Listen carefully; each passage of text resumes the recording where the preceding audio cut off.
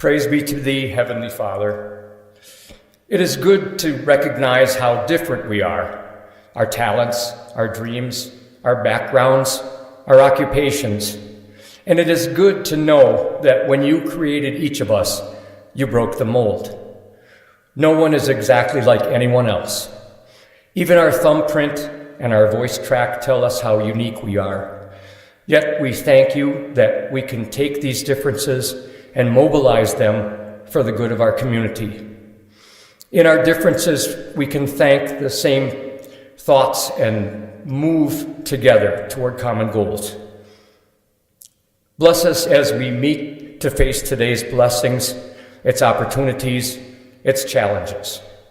Thank you for our individuality and also for our common bond. Amen.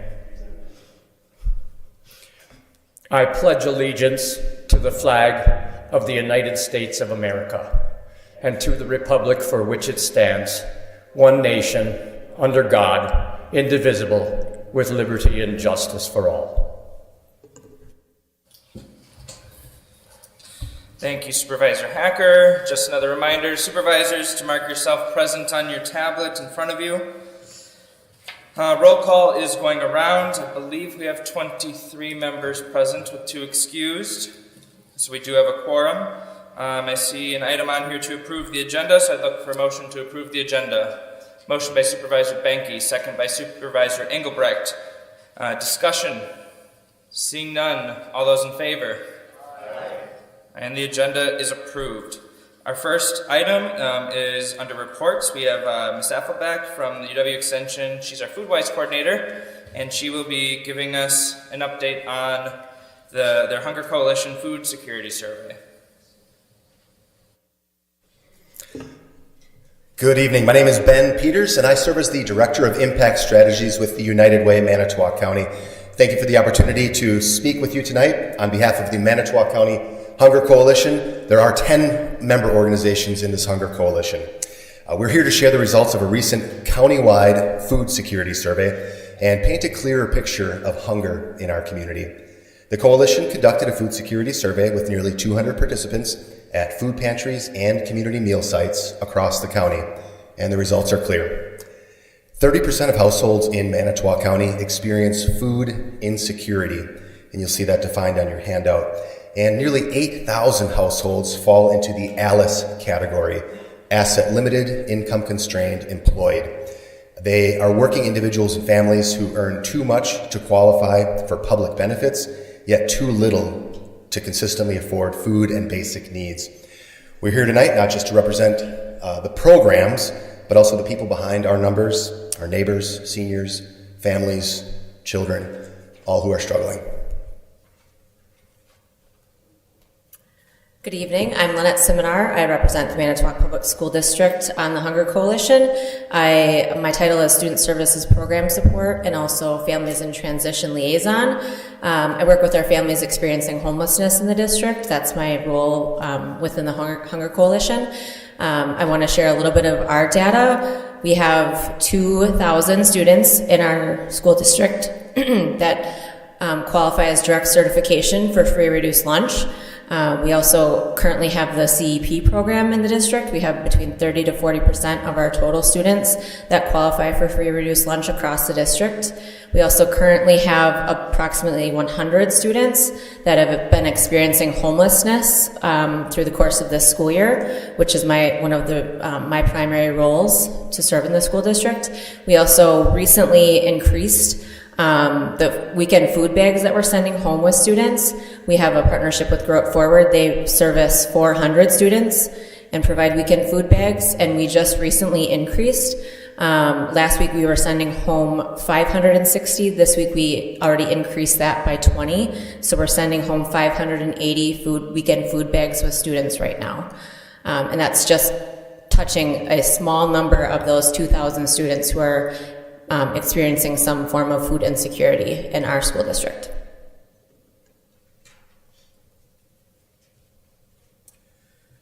Lynette mentioned Grow It Forward. I'm also sharing remarks on behalf of Amber Dogs, CEO and founder of Grow It Forward. This year, Grow It Forward experienced a $146,000 reduction in food resources due to federal cuts in the LFPA, or Local Food Procurement Assistance Program, and Commodity Credit Corporation programs. So that's a 21% drop in their food supply during a time when pantry visits have increased by 30%. Grow It Forward served over 2,000 individuals last year, while at the same time donations from generous individuals are down 20%, roughly equal to inflation, and many partners are facing similar challenges. Good evening. My name is Samantha Tamayo, and my husband and I are the Salvation Army officers who were assigned to take over the Salvation Army in Manitowoc last June. So we are the executive directors, basically overseeing the day-to-day operations of the social services and the many ministries that happen out of our locations, as well as pastors to an amazing congregation of people who call our building their church. Our mission is to serve individuals and families that are facing hardship, and we provide them with the resources that they need to regain stability.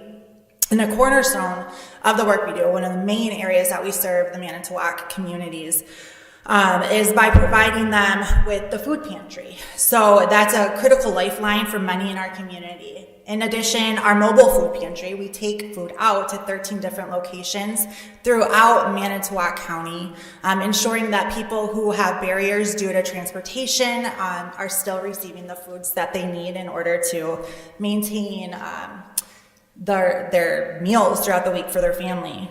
In 2024, a little over 8,000 individuals from across Manitowoc County relied on our food pantry to meet their basic nutritional needs.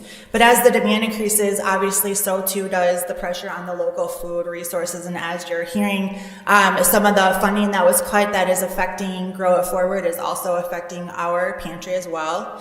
And then you heard that the recent food survey highlighted the alarming trend that 30%, so 1 in 3 households in Manitowoc County are food insecure, meaning that they might have to skip a meal, they might have to make meals smaller just to get throughout the week.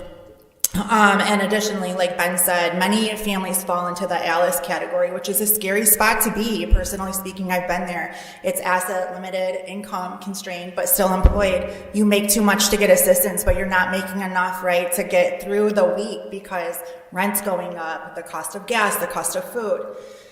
So what we're seeing at the Salvation Army directly mirrors the survey results that you have in front of you. We're serving more first-time clients and also an uptick in clients who haven't needed assistance since 2019. We're seeing more families working full-time who are still struggling to stay afloat. Seniors that I've met with that are crying, literally sobbing because they're on fixed incomes. They don't know how they're going to maintain their rent's going up and utilities are increasing and they don't know how they're going to make it. Parents who are forced to choose between groceries and rent. In 2025, like I said, in 2024, we served a little over 8,000 individuals. Already in this year, the first 3 months, we're at 2,200, so we're like on target to possibly serve a little over 10,000. So as this need continues to grow, we face that same challenge of the USDA funding being cut. So what is the solution, right? And it lies in collaboration and a stronger investment in the local food security system. We need everybody in the county, especially the people who are in positions of power that make decisions, to advocate for policies that help us serve our neighbors in need. We need partnerships working together, people with voices to advocate like, hey, this is a real issue. This is honestly happening right next door to us, right? Families are struggling with food. So your leadership is crucial in helping us to create policies that empower food programs like all of ours to continue to serve those in need. Thank you.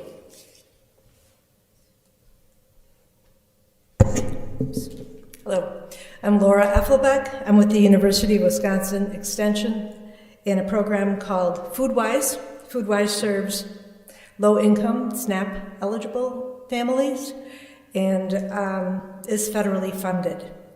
One of the reasons that we came here tonight is we wanted to talk with you about food security in Manitowoc County. The people who participated in that survey told us they didn't feel like people knew about them and knew their stories.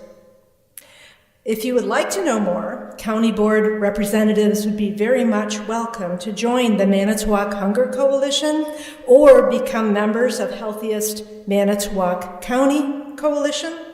Food pantries and community meal sites across this county would welcome board members to come and help as volunteers and welcome your partnership in sharing the need for those volunteers and the healthy food at food pantries in our county. So you can also help by informing your constituents. If you wish to volunteer to help in any way, Grow It Forward offers a sit-down meal every Monday. First Presbyterian Community Dinners offers a drive-up meal every Wednesday. Grow It Forward, Salvation Army, Peter's Pantry all depend on volunteers to distribute food through their pantries. So please let us know if you'd like to know more, if you'd like to participate, because together we can build a healthier community food system. If you have some questions, we'd be happy to take those. I know we have a limited amount of time, but if you have a question, I'd be happy to answer.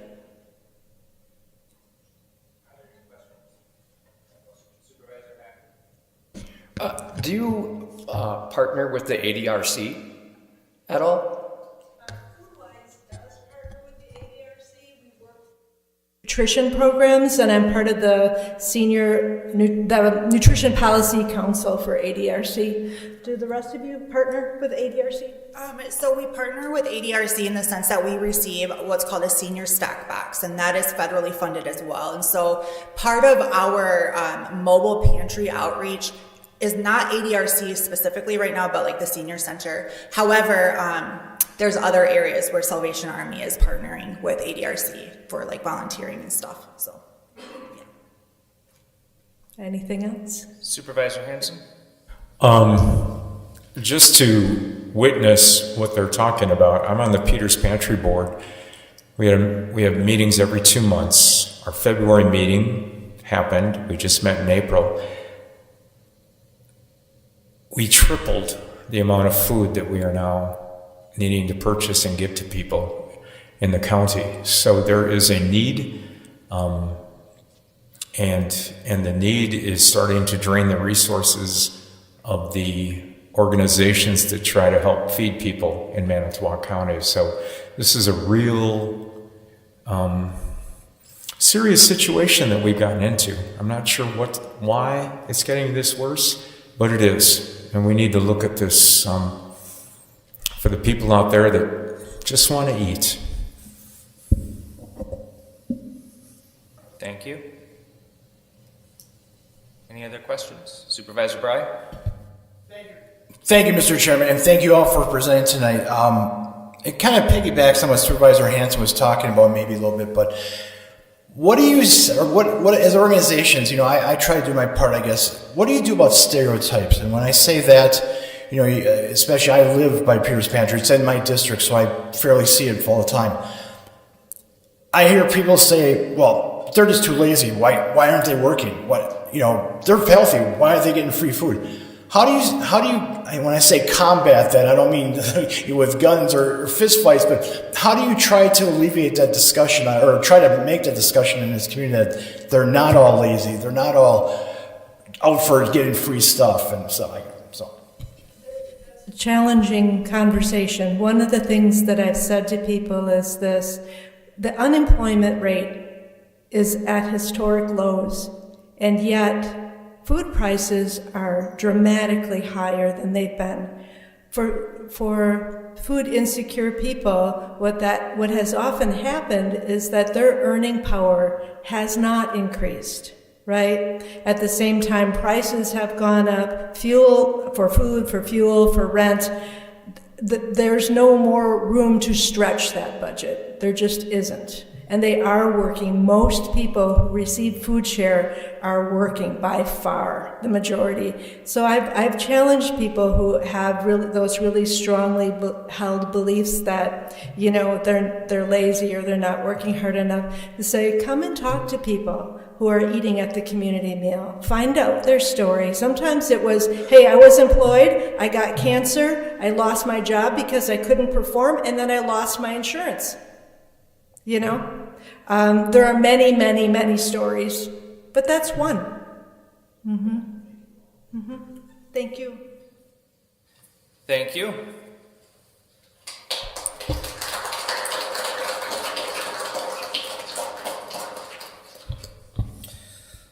right, we have two proclamations this evening. We'll start with the proclamation declaring May as Foster Care Month. So if you're here to accept that proclamation, you can join me up at the podium.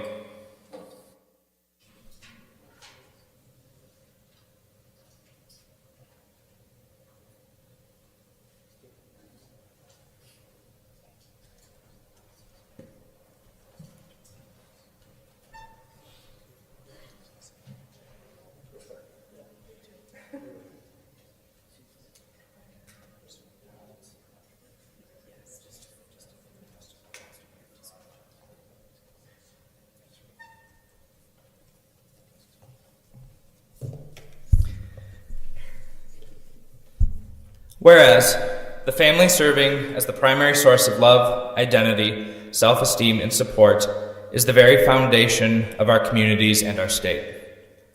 And whereas, in Manitowoc County, there are 143 children and youth in out-of-home care being provided with a safe, secure, and stable home, along with the compassion and nurture of a foster family. And whereas, there are 48 licensed foster and 10 licensed relative families who have opened their homes and their hearts and offer help to children whose families are in crisis. They play a vital role in helping children and families heal and reconnect and launch children into successful adulthood. And whereas the dedicated foster families frequently adopt foster children, resulting in a greater need for foster families. And whereas there are numerous individuals, public and private organizations who work to increase public awareness of the needs of children in and leaving foster care, as well as the enduring and valuable contribution of foster parents and relative providers, and the foster care system is only as good as those who choose to be a part of it.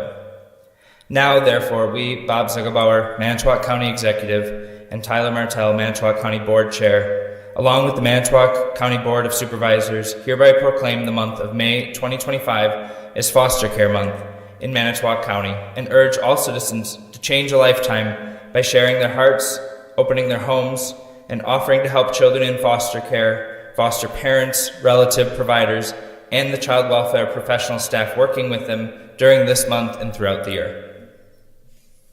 If you'd like to make your comments.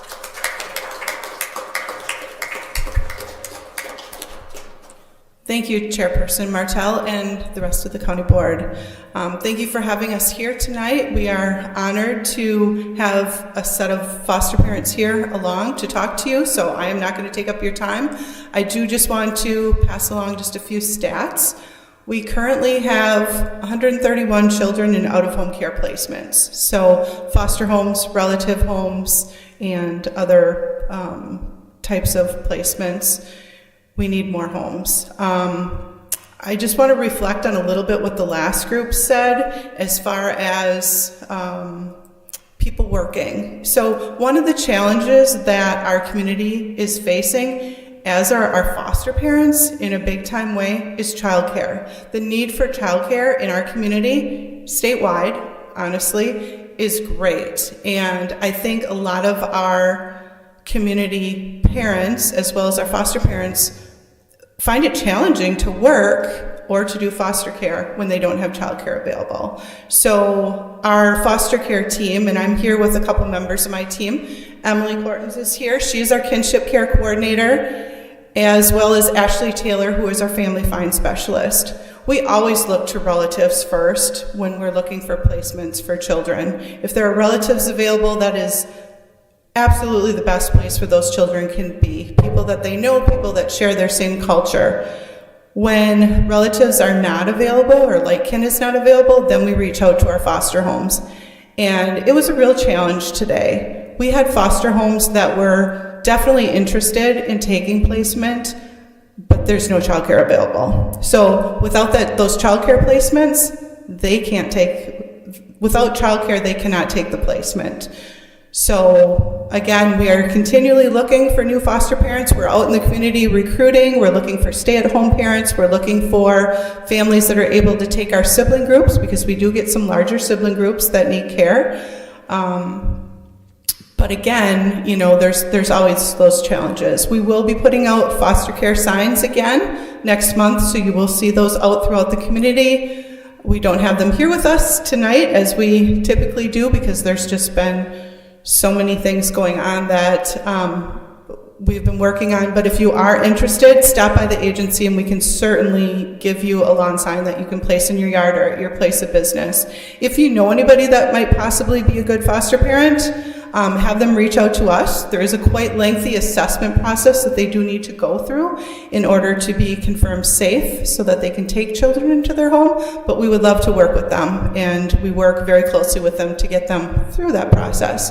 So without further ado, I would like to introduce you to two of our Manitowoc County foster parents who have been with the Manitowoc County foster care program for going on 46 years.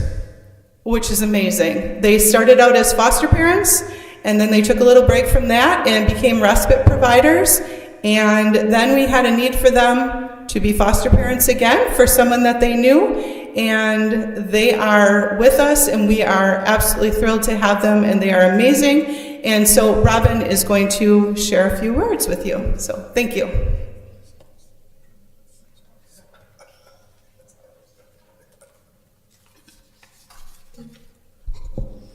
Marvin and I are honored to be chosen for the award, but our job is an easy one.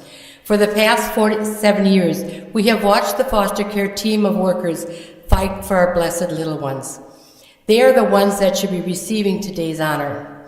When listening to Dr. Phil down the foster care system, my blood boils. He apparently has not seen our foster care system in action. I am still waiting for the day to duke it out with him. I have asked, I have written, I have done lots. Foster care truly has been a blessing to our family. The 4 children from my tummy and the 3 from my heart. It has definitely been a family adventure. The love and experiences we have encountered has been a true blessing. With the recent death of our daughter, our 2 little foster daughters, with their many hugs and smiles, have gotten us through this very trying time. We have had over 100 children come through our home. We have had many beautiful memories. We started off with ages 0 to 5. So our journey started on February 1978. At the time, we were the baby home, receiving infants from the hospital until they were placed with their new foster forever home.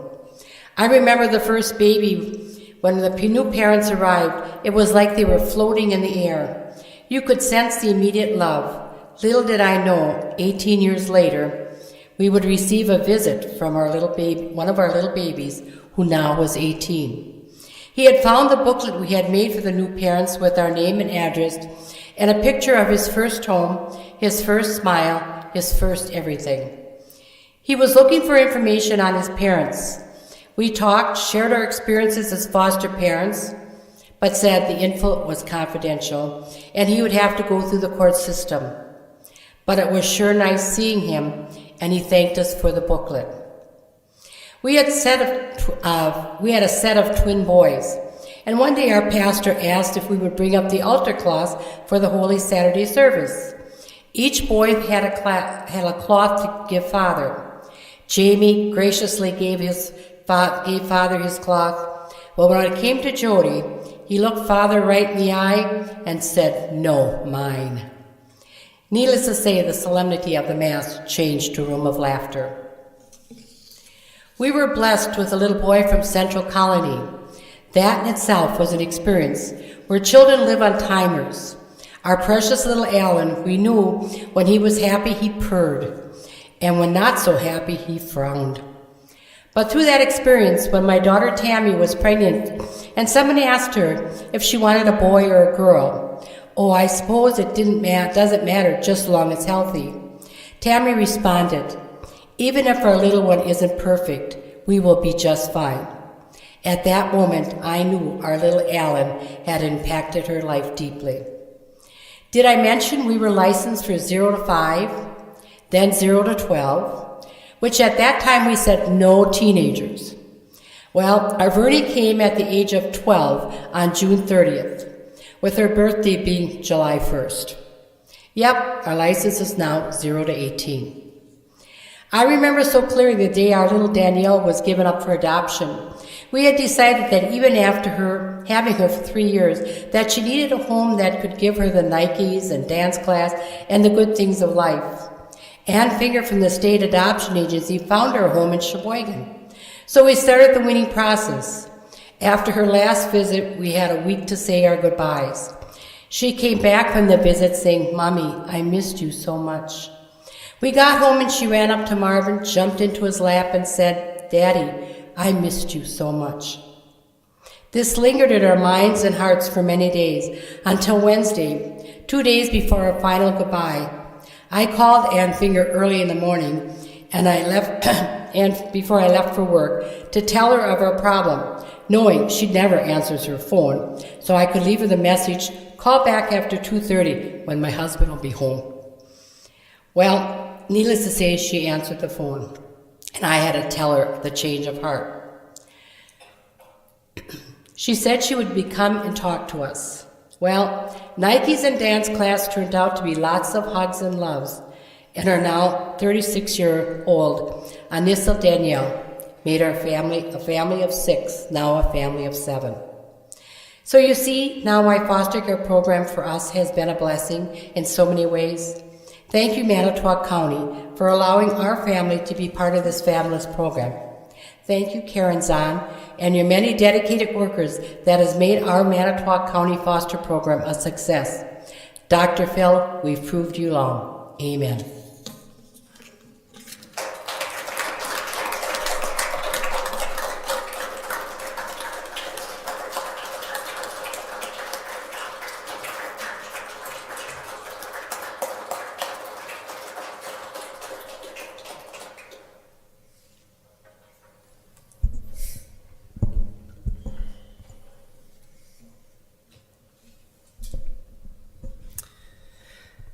Next, we have a proclamation declaring April 30th as National Therapy Animal Day. If there's anybody here to accept that proclamation, I invite you to join me now. Whereas, Pet Partners has designated April 30th as National Therapy Animal Day. And whereas, scientific research shows that interacting with therapy animals can reduce stress, relieve depression, slow heart rate, lower blood pressure, and strengthen the immune system. And whereas therapy animal teams throughout Manitowoc County play an essential role in improving the human health and well-being throughout human-animal bond. And whereas therapy animal teams interact with a variety of people in our community, including veterans, seniors, patients, students, and those approaching end of life. And whereas these exceptional therapy animals who partner with their human companions bring comfort and healing to those in need. And whereas we encourage more pet owners to consider becoming pet partner volunteers to help our community by creating greater access to meaningful therapy animal visits. Now, therefore, I, Bob Zigabauer, County Executive, and Tyler Martell, County Board Chairman, do hereby proclaim April 30th, 2025 as National Therapy Animal Day in Manitowoc County, and we encourage our citizens to celebrate therapy animals and their human handlers. Further, we publicly salute the service of therapy animal teams in our community and in communities across the nation.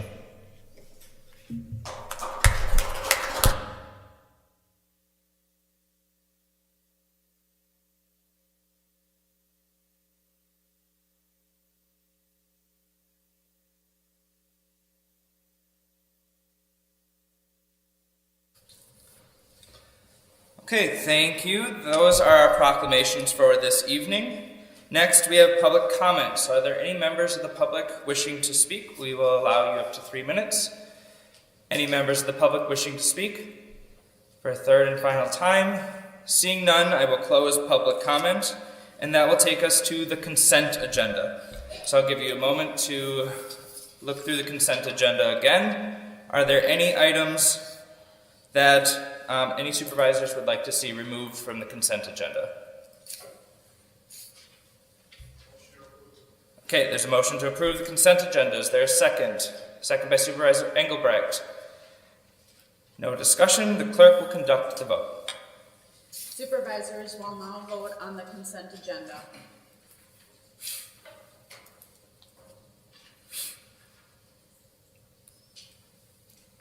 And the consent agenda is approved. All right, that'll take us to committee reports. First, we have the Board, Supervisor Hacker. Thank you, Mr. Chairman. The Aging and Disabilities Resource Center Board met March 25th at the Manitowoc County Heritage Building to review first quarter 2025 progress and results.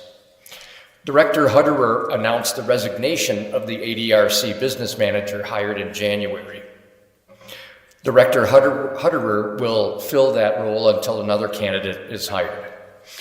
Additional ADRC openings include Kiwani Meal Site Manager and 2 ADRC board members. Recommendations from the county board are welcome. ADRC received a marketing grant in February, which was spent on radio airtime, marketing materials, and advertising to raise awareness of the numerous and varied projects and programs sponsored by the ADRC. One of these is the nutrition program. In the first 2 months of 2025, ADRC provided 11,253 home-delivered meals in Manitowoc and Kiwani counties. All volunteers are welcome. Another ADRC program, Dementia Care Training, has growing demand. It provides specialized training for dementia patients and, perhaps more importantly, for caregivers. Boost Your Brain and Memory has been well attended. Dementia 101 and 201 begin again in May. Contact ADRC of the Lakeshore for full details. The next meeting of the ADRC board will take place at 10 a.m. May 27th at the Manitowoc County Heritage Building. And that concludes my report. Thank you, Supervisor Hacker. Next, we have the Board of Health, Supervisor Metzger. We met April 10th. The health officer report, they talked about the improvement plan again. The CHIP is the 5-year plan based on off local data and community selected priorities, healthiest Manitowoc County, and has 4 working groups. The health department takes the lead role, and we collect the data on all that's supporting it, required by the state statutes. Then the public health nursing report with the communicable disease.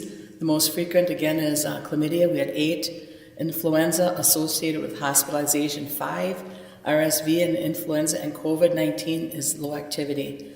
Health promotion, we did a promoting adolescent immunization awareness the week of the 7th and the 11th we had it, that they talked about healthcare organizations in schools. Environmental health report is preparing for license renewals. There will be about 880 license renewals and invoices that will be generated at the end of April and mailed out May 15th. The WIC report, the final case for February, is 1,158 participants, and March is 1,164. Our next meeting will be May 8th at 5 p.m. in the Public Health Department. Thank you. Thank you. Next, we have the Criminal Justice Coordinating Council, Supervisor Palkowski. Thank you, Mr. Chairman. It's just an announcement. Our next meeting for the council is May 7th. Thank you. Thank you. I have nothing for the Executive Committee. That'll take us to the Expo ICE. Supervisor Banky. No report, Mr. Chair. Thank you. Finance Committee, all the action tonight. Supervisor Hanson. Thank you, Mr. Chairman. We met yesterday, started discussions on the Sheriff's Department and the cost of the cameras and the system of videotaping. And let me just say this, that go out and get information. There's a lot to be learned. We're going to talk about it more in finance, if you want to come to finance and get more information. But it's costly. It will cost us some money. But on the other hand, it will make law enforcement probably a little safer for some of our officers. And it'll give a clear picture through the camera of situations and what happens. So start educating yourself on that. You're more than welcome to come to finance meetings, and we'll post it so we can talk about everything at the meeting that's there. We do have one resolution tonight, and that is for the borrowing for the county highway. It's $2.57 million. This is a two-step process. We have to okay it as a board, and then they will go out and get the best rate they can. Just a note to that, we did, the executive and the finance director checked locally to see if rates were going to be close, because you'd like to do some of that if you can. And as of this point in time right now, we'll have to go out somewhere and get some better rates. The rates here were pretty high, but there are a lot of things in flux right now that are affecting those rates. So I will move to support the resolution for the initial authorization of the bonds for not more than $2.57 million. And I'm looking for a second. All right, there's a motion by Supervisor Hanson, second by Supervisor Bry. Any further discussion on the resolution? All right, seeing none, the clerk will conduct the vote.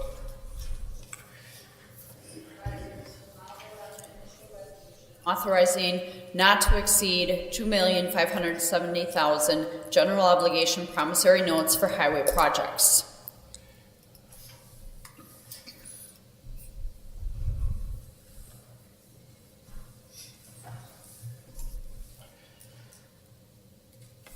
And the resolution is approved. Anything else, Supervisor Hanson? That's all I've got, unless you've got questions. Thank you. We just voted on it, so I hope there aren't any questions. All right, next is the Highway Committee. Supervisor Benke. Thank you, Mr. Chair. We did not meet in April. Our next meeting will be May 13th. That's all I have. Thank you. Thank you. Thank you, Mr. Chairman. The next Human Services Board meeting will be Thursday, April 24th, 4:15 p.m. in the Human Services Board room off of J Street in the city of Manitowoc. That's all I have, Mr. Chairman. Thank you. Thank you. We have Land Conservation Committee and UW Extension Education and Agriculture Committee. Supervisor Ryan Phipps. Thank you, Chairman Martell. I wasn't able to attend that meeting, so I'm going to defer Supervisor Engelbrecht. 20th at the County Expo office buildings. We had quite a few items to discuss and go over. One was we had to amend the wildlife damage abatement and claims program for 2025. We did that. Discussed the soil and water conservation department budget. Discussed the local advisory committee meeting that was held February 25th. And then the land and conservation meeting tile task force, we discussed that. Let's see what else we have. Pilot project update. Lake Michigan Area Land and Water Conservation Association meeting that was held in January 24th. We had a discussion on that. And you just passed a resolution authorizing support of increased conservation staffing grant. Wisconsin Land and Water Conservation Association conference we discussed, and then also the Demo Farm Network expansion. Our next meeting will be April 17th, this coming Thursday at 4:30, and our UW extension meeting will be Thursday at 4:45, 4:45. That's my report, Mr. Chairman. Thank you very much. Personnel Committee, Supervisor Marsh. Thank you. We did not meet in April, but our next meeting is May 6th at 4:30. Thank you. Thank you. Next, we have Supervisor Falkowski with the Planning and Park Commission report and the Public Safety Committee report. Thank you, Mr. Chairman. For Park and Planning, we met on March 31st. On our docket, it included 5 rezone hearings, a variance request, and finally 10 ordinance violations for determination of action. After confirming open meeting law compliance, we opened the floor to the public for comment. The Commission's hearings acted on the rezone request of the following parcels: Randall and Ann Sellen, town of Schleswig; Nancy and Klingenberg from the town of Two Rivers; Bryce Fisher and Amy Johnson, town of Manitowoc Rapids; David Piarques and from the town of Cato; Vogel Family Farms LLC from the town of Manitowoc Rapids. All parcels were examined under rezone criteria, plus the testimony and queries from the commissioners was added to the filed document of support for each applicant. All the requests were approved by the commission unanimously. These items were for your consideration, which you did tonight with consent, which officially finalized them. Next, we discussed the variance request for Jess and Heather Dvoracek from the town of Maple Grove, which was approved. And lastly, we discussed and determined that our findings were to forward the ordinance violations onto corporate counsel for consideration. Our next commission meeting is tentatively scheduled for Monday, April 28th. The advisory starts at 3:30. The hearing starts at 4. Thank you. That is the end of that report. Moving on to public safety, we met on April 9th. The monthly reports and budgets were assigned to committee members to provide impressions and analysis. Supervisor Jadowski was with corrections. Supervisor Hamill dealt with register of probate, and Supervisor Gramble dealt with clerk of courts. A commendation for the good work that they did. No public comment was registered that day, although the new Deputy Emergency Management Director, Melissa Nielsen, was introduced to the committee and was welcomed. Probate Court Commissioner Kappa gave a report to the committee, noted that some changes and trends that reflects the department's budget. Questions from the committee members included the topic regarding commitments for minors and commitments for drugs. The clerk of court, April Higgins, gave a report to the committee about the challenges in personnel management to ensure timely results. Under those demands, there is also the possibility of causal effect that could have negative consequences as well. The department is now receiving payments from the defendants, which are successfully being recovered. All questions from the committees and other supervisors were answered. Our gratitude was given to both Commissioner Kappa and Higgins for the reporting and the interactive questioning at this meeting and their hard work. Before adjournment, the committee was given a status of the Sheriff's Department RFP, and then also in lieu of the May's meeting, the committee members and any supervisors are asked to attend any May 15th Peace Officer Memorial throughout our area. There will be one at our courthouse, usually around 2 o'clock in the afternoon. Our next scheduled meeting is going to be June 11th, and it will be the annual corrections facility, which you all are invited. Thank you, Mr. Chairman. That is the end of my report. Thank you. Public Works Committee, Supervisor Sikowitz. Thank you, Mr. Chairman. The Public Works Committee met on Wednesday, April 9th. In the Solid Waste and Recycling Division, Recycling Center Manager John Rauschenbeckler presented his quarterly report to the committee on the state of the current markets for recyclables and the revenues received to date for them, as well as projection for the immediate future, noting the markets for plastic is up and the markets for paper and cardboard is holding steady. We reviewed the Recycling Center's 2024 self-certification report submitted to the DNR, noting that the center processed 2,700 tons of recyclables last year, with only 68 tons or 2.5% of the recyclables received being unable to process and sent to the landfill. This is a very low residual rate and proves that the general public is doing a very good job of recycling the right materials. We also reviewed the annual Hazardous Waste Cleanup Sweep program happening in May, with farms and businesses holding their collection on Friday, May 16th, and households having their collection on Saturday, May 17th. The programs will again be drive-through events at the highway shop located on State Highway 310, and we approved providing a lunch to the volunteers and workers who staff this annual event. In the Buildings and Grounds Division, we were updated on the status of the 2025 capital projects that have started and are underway. We received the report and the latest construction schedule for the courthouse windows replacement and HVAC system upgrade project.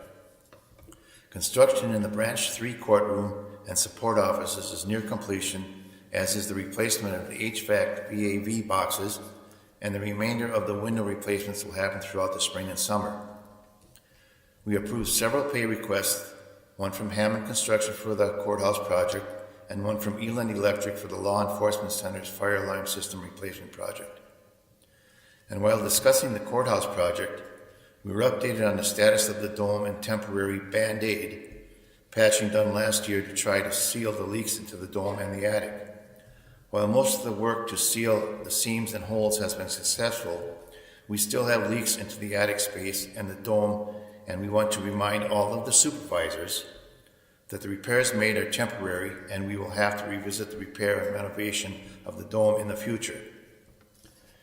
In the Communications Division, we were updated on the status of the 2025 capital projects for the public safety radio system, noting the projects to join Motorola Wisconsin Public Safety Network and replace the Joint Dispatch Center dispatch consoles has kicked off with completion scheduled for late 2025 or early 2026. We were also updated on activities that the communications team is working on, upgrading the AV and the data systems in the courthouse as part of the current construction project. In the IT division, we were updated on the status of active projects and the latest cybersecurity reports, as well as the monthly tickets for IT service. In the Expo division, we reviewed the April calendar of events, the planned capital projects for 2025, and the monthly financial reports. The next meeting of the Public Works Committee will be held on Wednesday, May 14th, and that concludes my report. Thank you. Last but not least, Transportation Coordinating Committee, Supervisor Hacker. Thank you, Mr. Chairman. I have no report.